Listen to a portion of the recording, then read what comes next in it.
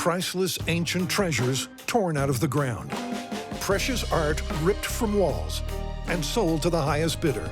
22, 24, 26. Welcome to a multi-billion-dollar black market nobody wants to talk about. Until now, the grandest of mankind's achievements reduced to obscene commodities.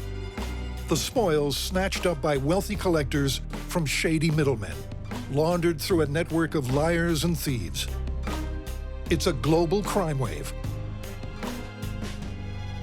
where the cash ends up in the pockets of the world's worst criminals. While nobody asks the big questions, how can it still be happening? Welcome to a modern tragedy. History itself, dug up, destroyed, sold off. This is loot. Drugs, guns, people, antiquities. There's a market for most things, and that plays into the hands of some of the worst people on the planet. It's an uphill battle for law enforcement. A 4-year investigation will end in arrests and the collapse of a global antiquities smuggling ring. It'll shine a light on global crime networks trafficking loot to the top end of town. It's a racket run by smooth operators, sliding between the dark world of organized crime and high society. These two-faced agents shuffle priceless treasures from rural backwaters and war-torn conflict zones to the bright lights of London and Manhattan. It's a global crime spree funded by fat cats who only care about bagging the biggest trophies. And one of those trophies, an irresistible golden treasure, will bring about the downfall of one of the fattest cats of all.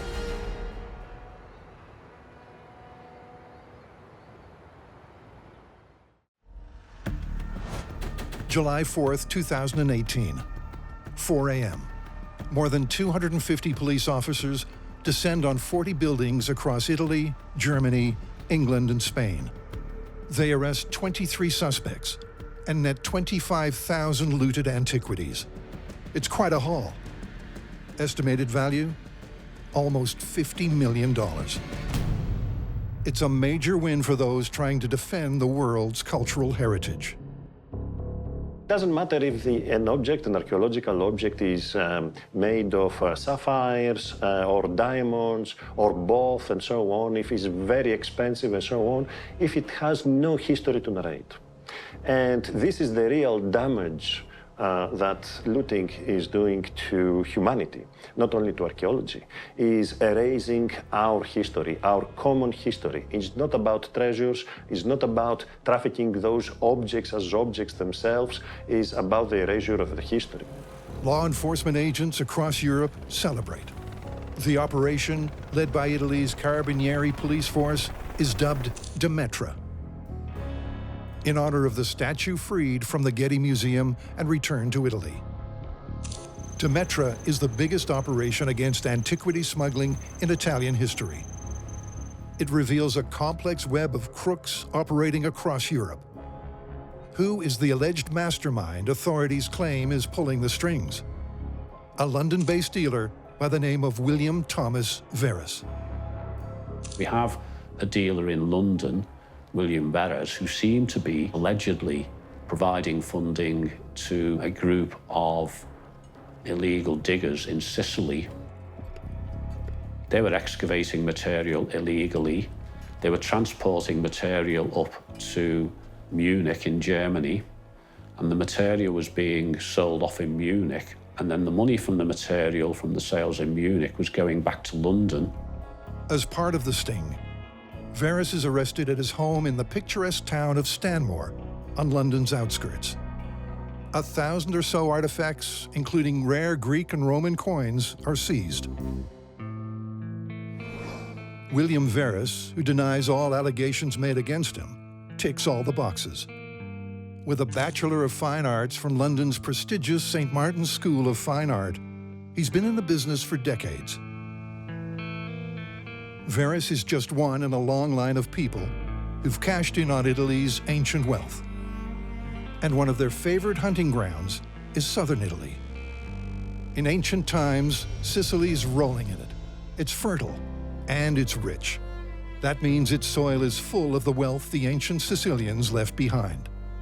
So it's no surprise that when police kicked down doors across Europe in 2018's Operation Demetra, much of what they find comes from Sicily, the heart of mafia territory.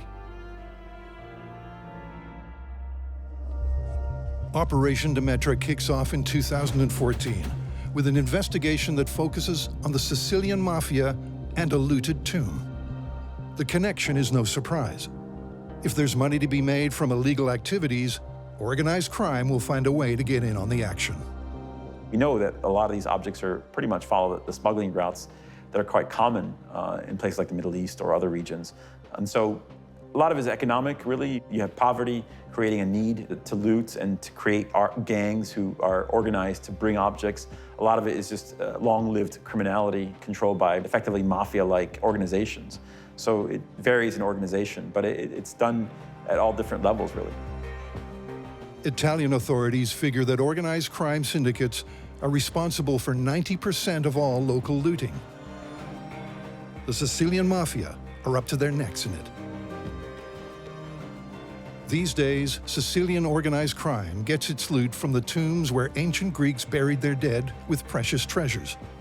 Coordinated looting gangs pepper the hills of Sicily. Not even the Valley of the Temples, a UNESCO World Heritage Site, escapes their attention.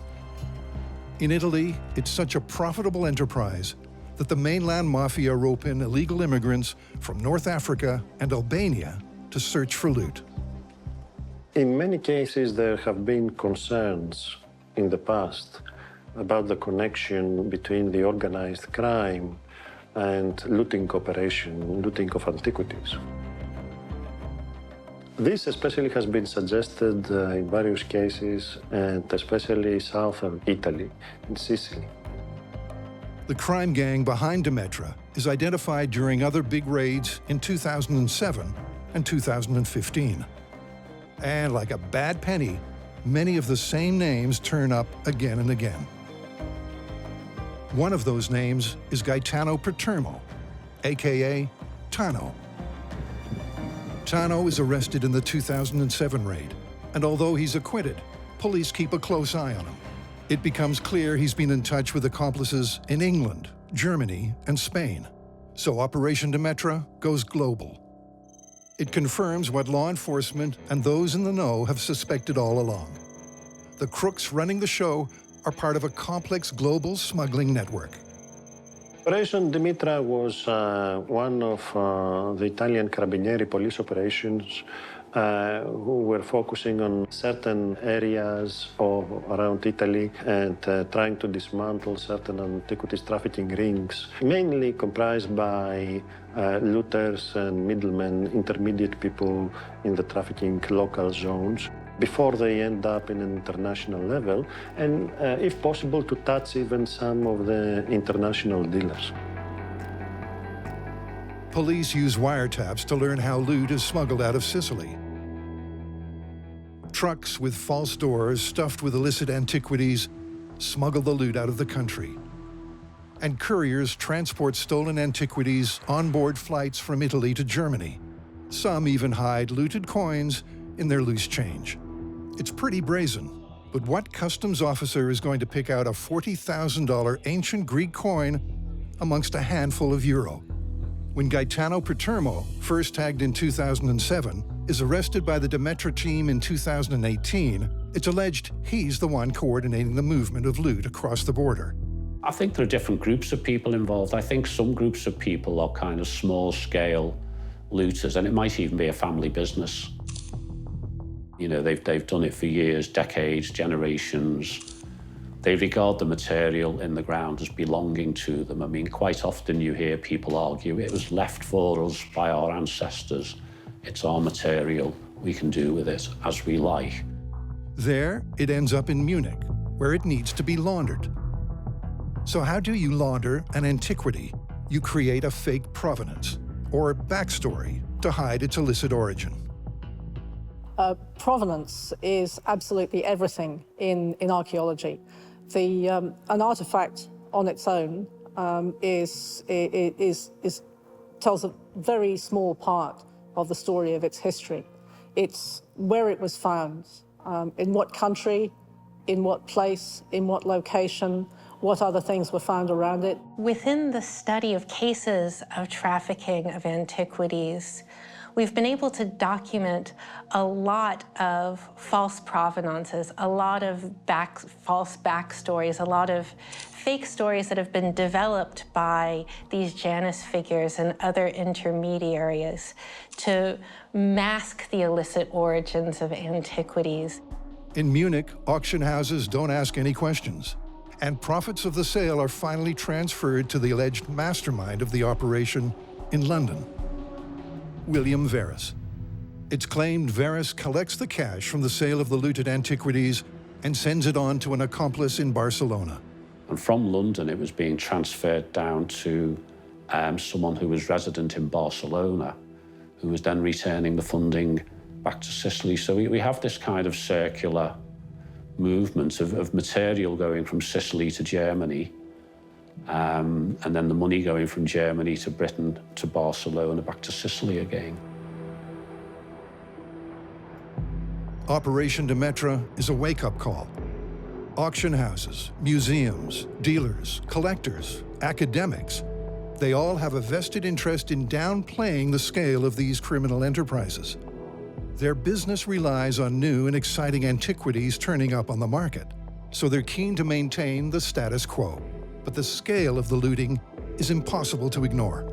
It's also revealed something about the financial arrangements. I mean, normally when we talk about the illicit trade, we talk about antiquities being dug out the ground, and they're bought and sold, bought and sold, bought and sold, and they end up in a private collection or a museum, and that seems straightforward. But we're all aware that in the background, the financing of this operation is very complicated. These criminal organizations transfer cash and loot across international borders. Those same borders work in their favor, because the crooks use them to concoct bogus backstories for the things they've pinched. So often you get stories of someone's relative that 100 years ago was traveling in this region at the time and brought this antiquity out and left it in their attic, never documented it, and it's all above board, but there's just no paperwork because of that.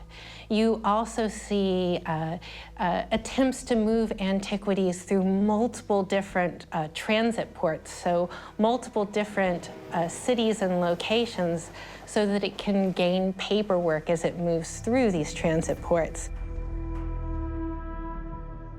But it's a fake backstory for a previous Greek golden bowl discovered in Sicily back in 1991 that first puts him on the radar of law enforcement. A gold fiale, which is an ancient Greek bowl, which was looted from Sicily. And it went through the hands of several looters in Sicily and then to Verus.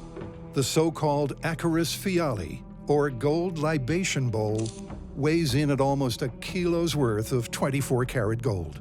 This fiale was a golden dish, probably manufactured by Greeks who were living in Sicily. Treasures like this can mean a massive payday for crooks, because it's hard to pin down where they're from. This gold dish could be from anywhere in the Hellenistic world. When it appears out of thin air, it's extremely difficult to prove it's been swiped. As for identifying which country has a claim on it, well, good luck with that. Shonky dealers bank on this. The uncertainty helps tempt collectors to ignore the source of a looted object.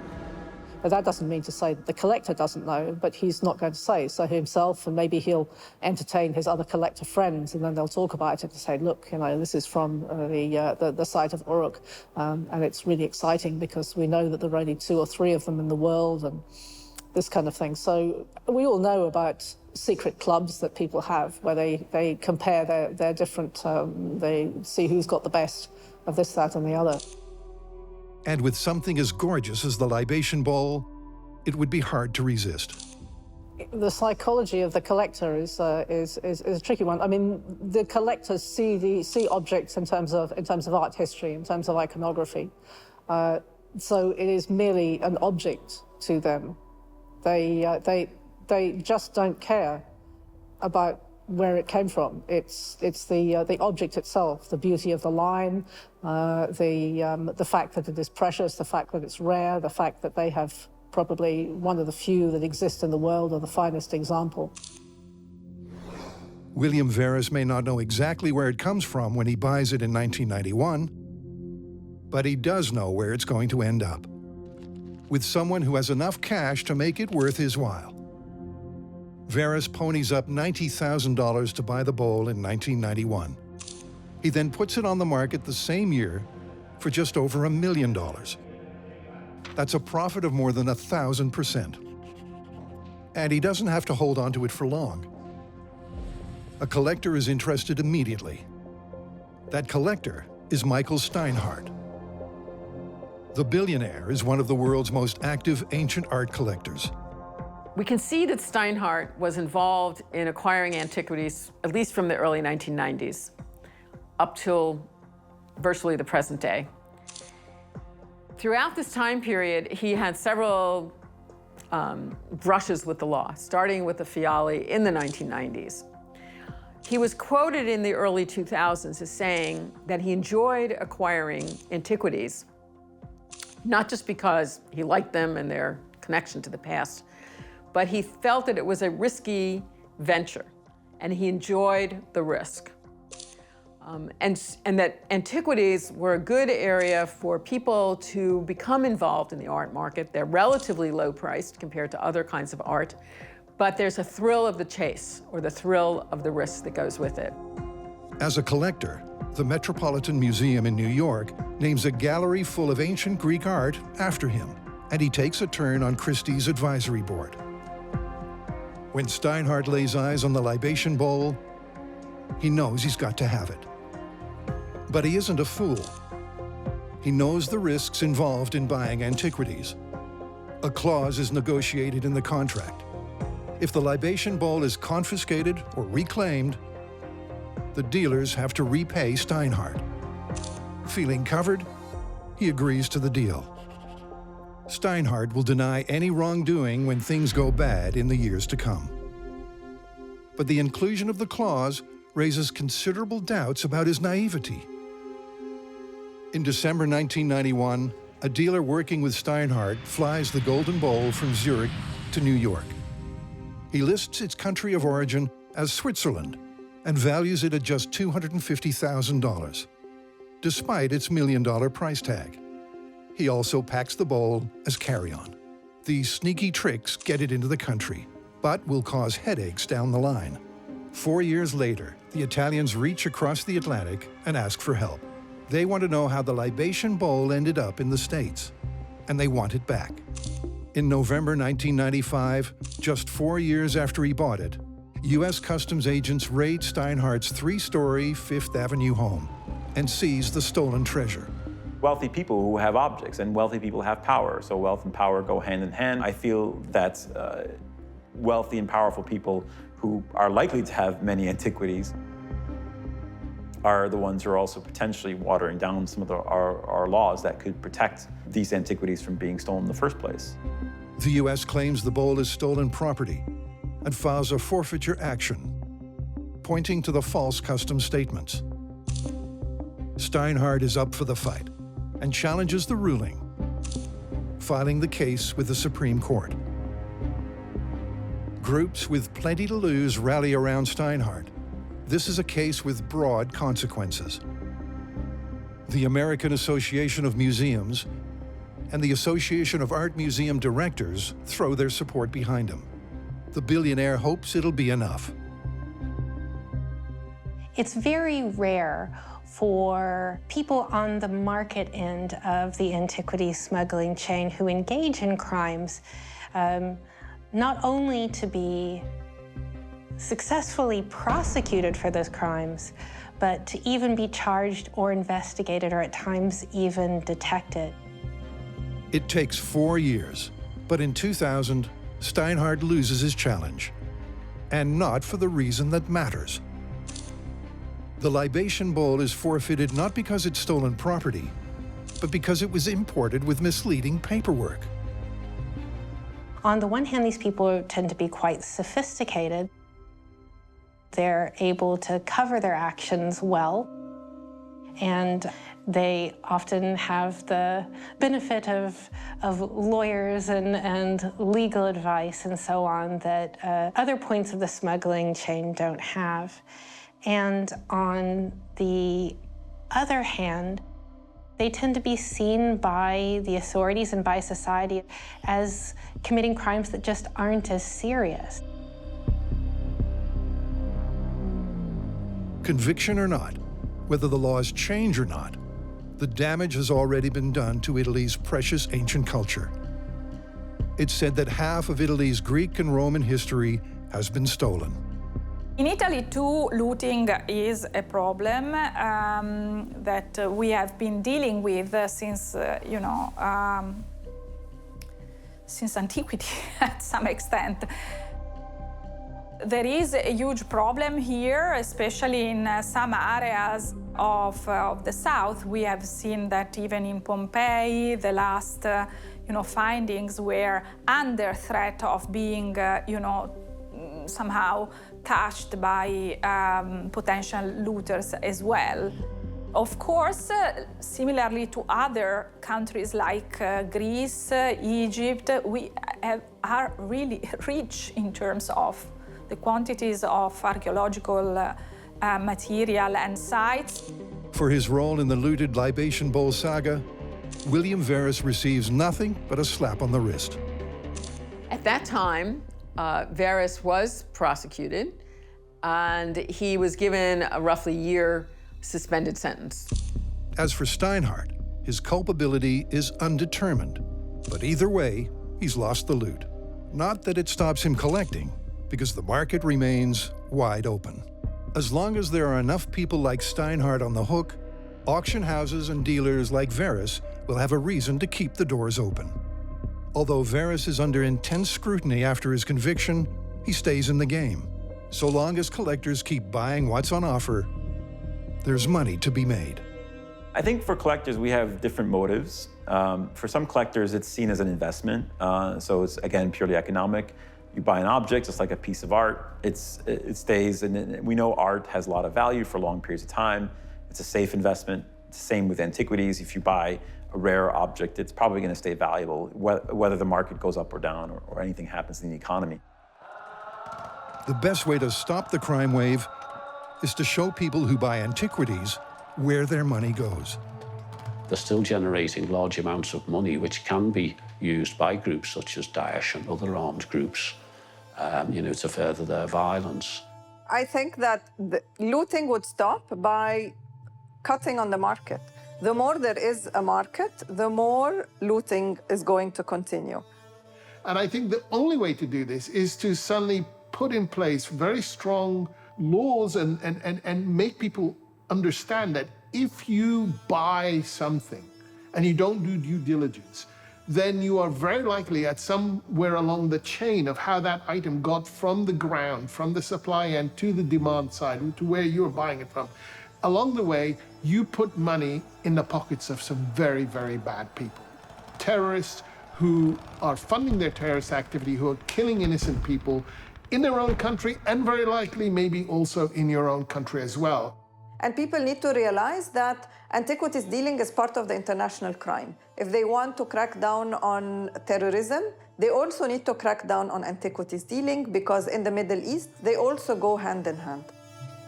A light is shown onto the type of people involved in antiquity smuggling when an Italian newspaper busts the murky world wide open in 2016. A journalist goes undercover as a well-heeled collector and meets up with a member of the Calabrian mafia. He's offered a 2nd century marble statue of a Roman emperor for a cool $70,000. It's not local, though. It's found its way to Italy from the UNESCO-listed ancient city of Leptis Magna in Libya. This place knows all about looting. because it's home to some of the world's most magnificent Roman ruins. And Islamic State has it in their sights. They've moved operations from Syria, and now they're flogging priceless ancient artifacts from North African sites under their control. Therefore, there is a direct connection between the museums who are acquiring and exhibiting illicit antiquities and the trafficking networks from the ground to laundering to restoring the objects before they end up in the galleries to be admired by everyone without knowing actually that they are looted objects. It's a toxic network of the world's worst criminals. According to the Italian report, the loot is shipped from Africa on Chinese Triad-owned vessels.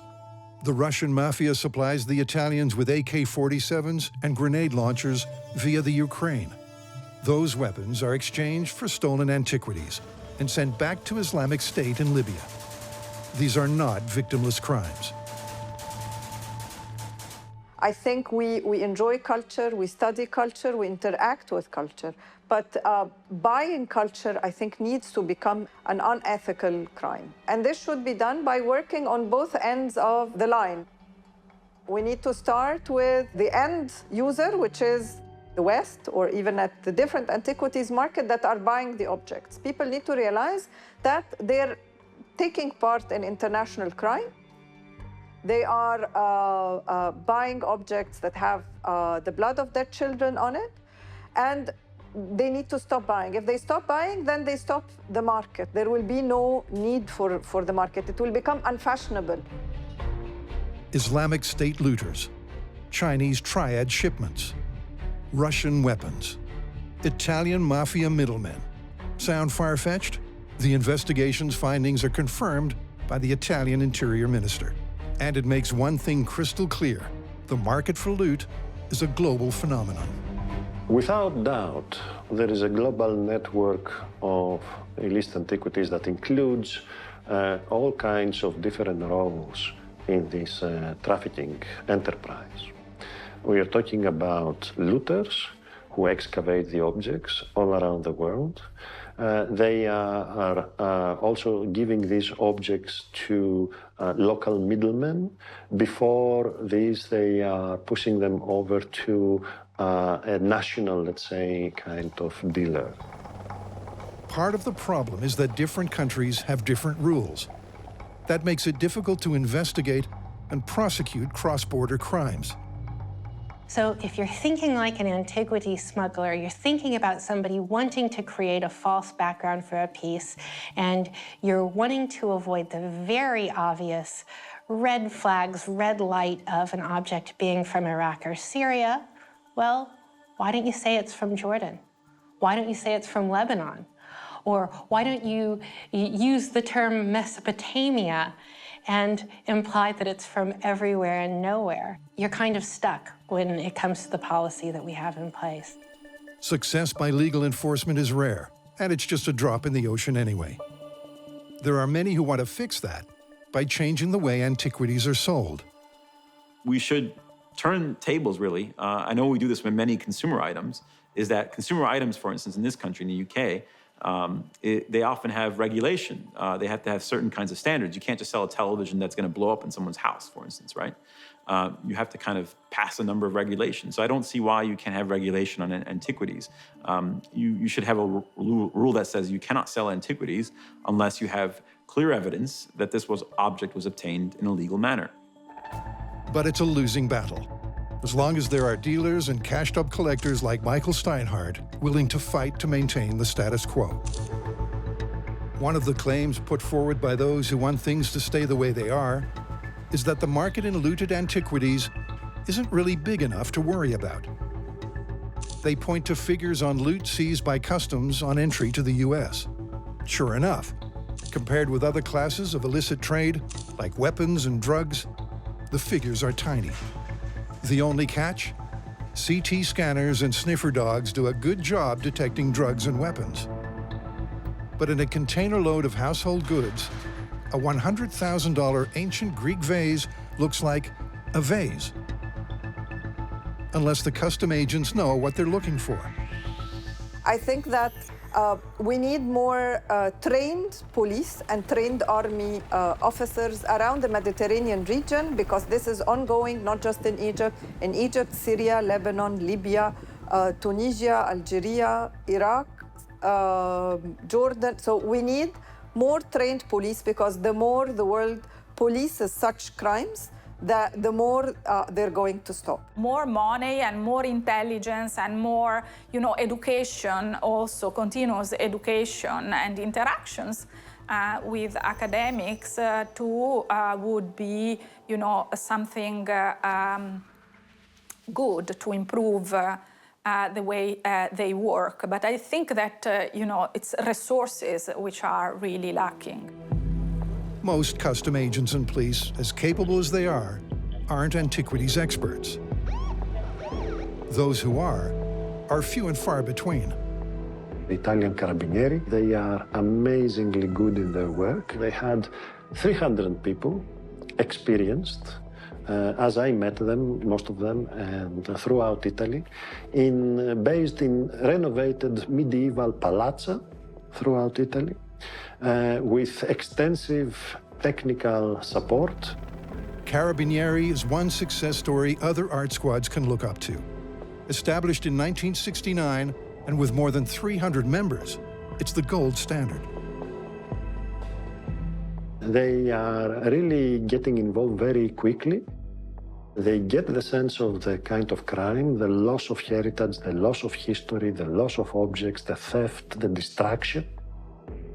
And they become very passionate on what they do, and in many cases they have exceeded expectations. Europol and Eurojust officials coordinate the raids, led by the Carabinieri in Italy, with the Metropolitan Police in London, Spain's Guardia Civil in Barcelona, and the Baden-Württemberg State Police in Germany. The Carabinieri is at the pointy end of Operation Demetra, leading the charge where they can. And it's their experience that results in 23 arrests and the recovery of 25,000 antiquities. But it's the cross-jurisdictional cooperation that really makes it happen. Operation Demetra is a big success, but it's also a rarity. And it's not going to get any easier as the illicit trade in antiquities is transformed by the internet. Europol announces in 2018 that it's launched 63 criminal investigations into illegal online antiquities sales. But police struggle to keep up. eBay and the e-commerce, in a sense, is multiplying the threat. Collecting is spreading to the middle and low classes. Online anonymity means police spend a lot of time chasing shadows. I was working with some of my colleagues. We noticed this new phenomenon emerging, and that was the fact that these looted items, almost all fresh out of the ground, were now starting to show up as images that were being sent to people, including myself, on social media platforms like WhatsApp. And then we very quickly realized that a lot of it was also being put on Facebook. In the latter part of the 20th century, it was all about the big trophies. Like Michael Steinhardt's libation bowl. In a way, it was easier for law enforcement. Big things were harder to move, easier to detect, and next to impossible to sell without someone noticing. It was also much easier to monitor bricks and mortar businesses.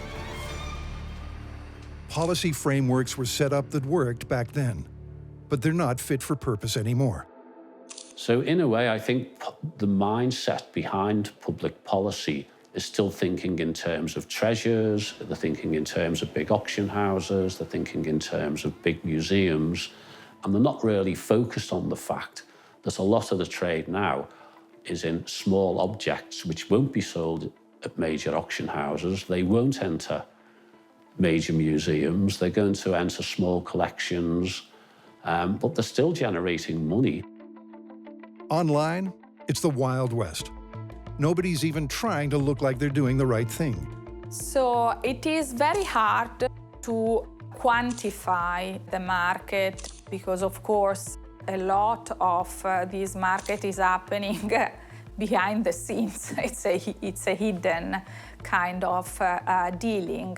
Of course, a look to eBay and other e-commerce shops which are online are showing us that there is an appetite for a sort of up-end market, that is those who are able to spend a lot of money.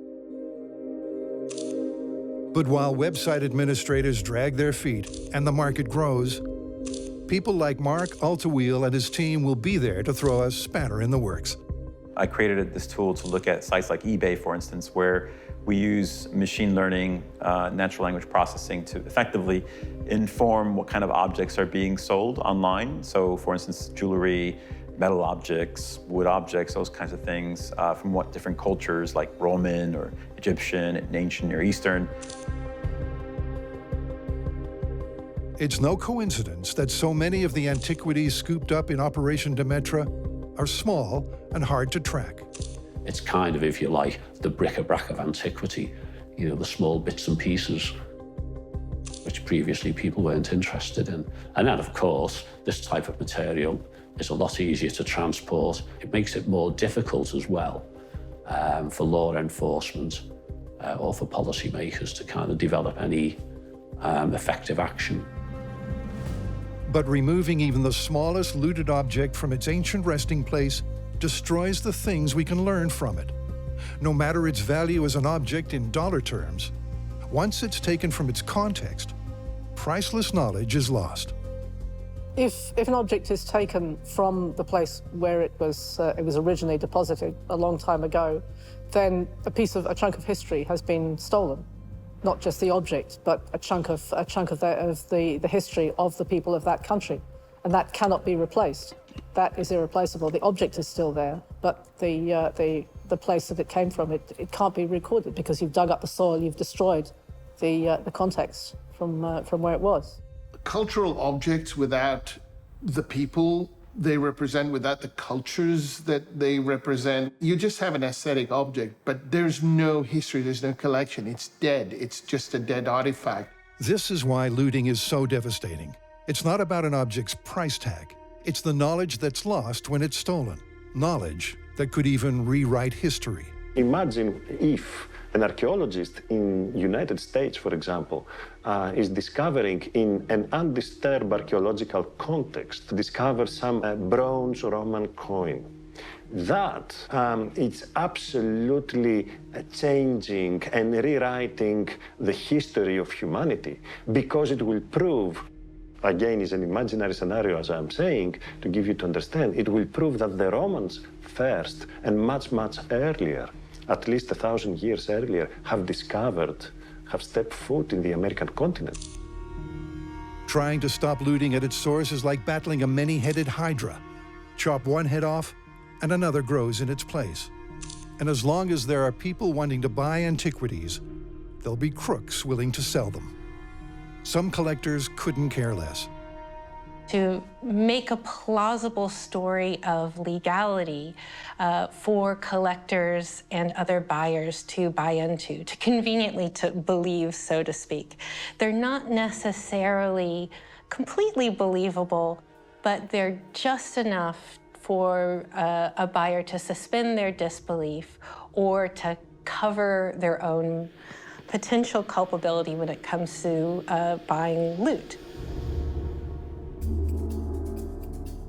But there are collectors and antiquity dealers who want to do the right thing. I mean, I know from experience that some dealers, once they are confronted with that reality, they change their mind quite quickly. I know one particular dealer that the organization I've been collaborating with, for instance, that dealer wanted to return the objects right away. And he's been in the process of repatriating a number of objects to Cyprus in this case. So it does happen where you get people who sort of have a change of heart. None of these people would willingly stroll into a so-called black market. But is it that easy to avoid? People talk about the black market, and we say, well, you know, where is the black market? We can't see it. All we can see are dealers, auction houses, museums all around the world who are acquiring both licit and illicit material. We can't really distinguish between the black and the white. So we call it a grey market to try and make this characterization clear. Refusing to clean up the shadowy side of the antiquities market plays right into the hands of smugglers, because collectors can ignore the source of the things that they're buying. The dealers who straddle the shady world of looting and the bright lights of the legitimate market set themselves up as cleanskins. They make sure they stay clear of the grimy side of the business. So if those dealers know where the loot's coming from, why don't they care? There's just people who might be callous or perhaps don't necessarily see their objects as being associated, or maybe they're not aware. I mean, sometimes people buy things in good faith, but they're not aware where those objects come from. There are many people working hard to change things, not only out of concern for the damage looting does to human history, but the damage it does to human lives. In 2017, the Antiquities Trafficking Unit is officially launched in Manhattan. Part of that unit, there are several investigators, many of whom are trained as archaeologists, knowing the languages of the different countries as well. It's an aggressive move. The DA uses the criminal process rather than letting civil courts handle disputes. To date, the unit has seized over 3,600 antiquities worth more than $200 million and sent over 1,500 of them home. This unit has been in action for several years now, and I think has resulted in the Steinhardt repatriations, also in several objects, I think it's 200 being returned from all different parts of the United States, museums throughout the country, not just in New York, that are associated with a particular dealer, collector, who also had a very checkered history. So this was the follow-on to the Steinhardt announcement. In 2005, Michael Steinhardt says that his experience with the Golden Libation Bowl should have put him off antiquities. But it's an addiction he can't shake, and it won't end well for him.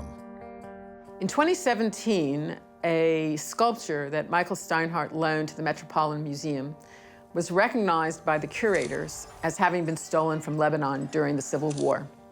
The sculpture is known as the Bull's Head. This led to an investigation by the New York District Attorney of Steinhardt's collection.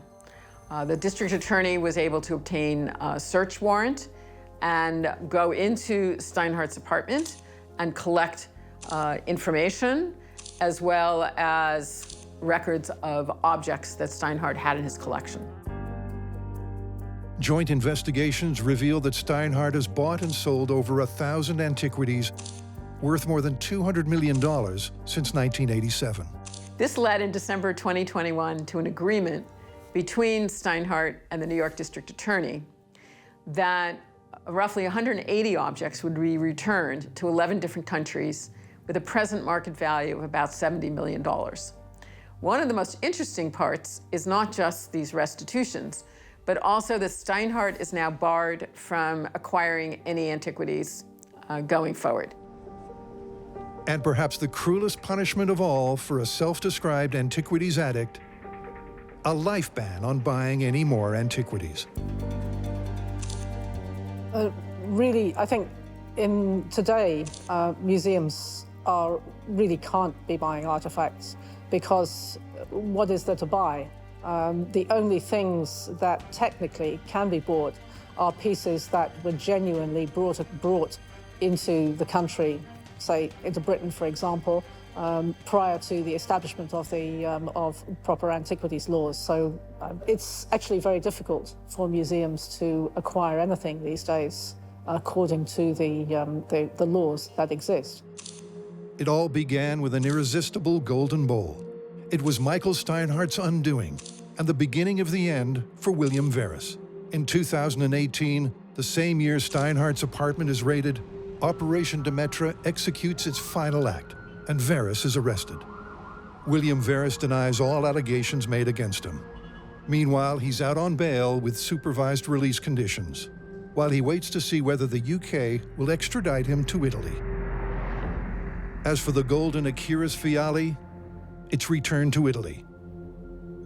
Today, it's the main attraction in a regional museum in Sicily, exactly where it should be.